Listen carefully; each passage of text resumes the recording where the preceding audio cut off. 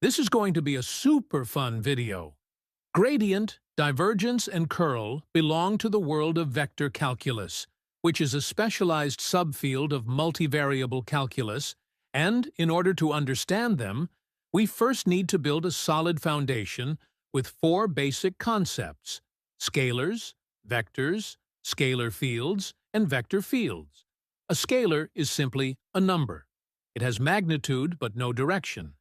Examples of scalars are temperature, mass, time, or height. For instance, if the temperature at a place is 30 degrees, that number alone fully describes it. There is no direction involved. Then a vector has both magnitude and direction. For example, wind blowing with a speed of 10 units toward the east is a vector. The number 10 tells you how strong it is, and east tells you which way it points. Next, a scalar field is formed when a scalar value is assigned to every point in space. For example, suppose at the point with coordinates 4, 3, the temperature is 217 degrees Celsius, and at the point 8 and 1, the temperature is 83 degrees Celsius. Each point has a single number attached to it. That collection of numbers spread over space is called a scalar field. Then a vector field works the same way, but instead of a single number at each point, we assign a vector at each point. A classic example is wind flow. At every coordinate in space, the wind has a speed and a direction. So at one point, the wind might be blowing slowly toward the northwest, while at another point, it might be blowing faster toward the southwest or northeast. The collection of all these vectors distributed in space forms a vector field. Now, to describe scalar fields mathematically, we use scalar functions. A scalar function takes coordinates as input and outputs a single number. For example, a function might take x and y as input and give you a height value like f of x, y equals x squared plus y squared, which outputs a single number like 13 when x is 3 and y is 2. So, the height at 3, 2 is 13 units. Then, at origin, height is 0. Then, maybe at 1, 3, the height is 10 units. Now, if we want to draw this in 3D, do one thing. At each point in the xy plane, whatever is the value of the height, make a segment of that length rising upward from the plane along the z-axis like this. This way, if you plot it in 3 dimensions with x and y as x and y coordinates and z representing the value of the function, it creates a smooth surface shaped like a giant bowl or pit centered at the origin. Then, to describe vector fields mathematically, we use vector functions. A vector function takes coordinates as input and outputs a vector with components in different directions. For example, v of x, y equals a column vector where the first entry is 2x and the second entry is y. If we evaluate this function at the point 1, 3, the output is a vector telling you to move 2 units to the right and 3 units up. At the point 3, 4, the output is a vector that tells you to move 6 units to the right and 4 units up. This means the further you move away from the origin, the longer and stronger the vectors become, because the magnitude of the output increases with the distance of the coordinates. Now, we introduce a very important object called the del operator. It is written as a downward-pointing triangle and pronounced as del. The del operator is a vector-type operator that performs partial derivatives in different directions. In 2 dimensions, you can think of it as having one component that differentiates with respect to x, and another that differentiates with respect to y. Because it has multiple directional components, it behaves like a vector. To understand what a partial derivative is intuitively, imagine you are standing on a hill where the height depends on both your x and y coordinates. Now, if you want to know how the slope of this hill changes as you walk strictly to the right, in positive x direction, while keeping your y position perfectly constant, That rate of change is the partial derivative with respect to x. Similarly, if you want to know how the slope of this hill changes as you walk strictly to the north, in positive y direction, while keeping your x position perfectly constant, that rate of change is the partial derivative with respect to y. Let us now see what happens when we apply the del operator to a scalar field. This operation is called the gradient. When we take the gradient of a scalar field, the result is always a vector field. This is extremely important. This is because the gradient calculates the partial derivative in each coordinate direction simultaneously. Instead of just giving you a number, the gradient points toward the higher scalar values. To see how this works in practice, let us look at a concrete mathematical example.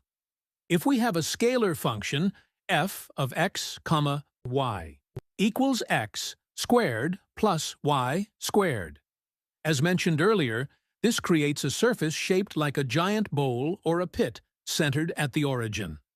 Now, the partial derivative of this function with respect to x is 2x. This is because, while taking a partial derivative with respect to x, we treat y as a constant, and thus its derivative becomes 0. Similarly, the partial derivative of this function with respect to y is 2y. Now, to find the gradient, we apply the del operator, which gives us a vector field of 2x, 2y. Its vector field will look something like this, right? Here comes the satisfying moment. Suppose you place a ball on this surface at the coordinate 1, 2. So x is 1 and y is 2. Put it here, and we get the vector 2, 4 as the gradient. Now note that even though the bowl is three-dimensional, the gradient only lives in the two-dimensional world of x and y. When we find that the gradient at the coordinate 1, 2 is the vector 2, 4, we are looking at a flat map of the bowl from above. This vector 2, 4 does not point up into the air. It points along the flat ground toward the direction where the hill is rising the fastest. So after moving 2 units to the right and 4 units to the north, the next coordinate of the ball is 3, 6. At that point, you will have a height of 45 units. So in 3D, it would look like the ball moved from this point to this point along the surface. Ultimately, if you place a ball on the surface, the gradient tells you which direction you would have to push it to go uphill as fast as possible. Conversely, the ball would naturally roll in the exact opposite direction of the gradient to find the bottom of the pit. Now let us move on to vector fields. When we try to apply the del operator directly to a vector field, we must be careful. Both the del operator and the vector field are vectors. There are only two meaningful ways to combine two vectors, either the dot product or the cross product. If we use the dot product, we get divergence. If we use the cross product, we get the curl.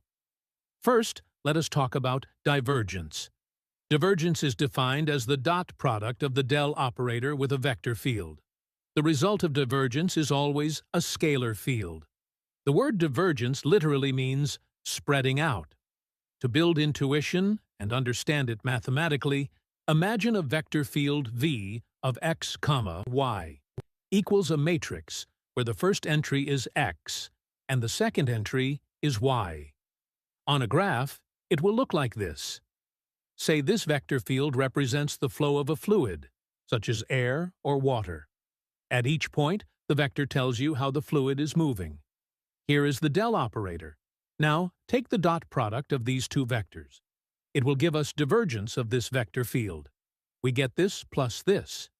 The partial derivative of x with respect to x is 1, and the partial derivative of y with respect to y is also 1. When we add them together, we get a constant divergence of 2. Now, imagine placing a tiny square region in this flow and watching what happens to particles inside that region. If more particles leave the region than enter it, the density or the number of fluid particles packed inside this square region decreases.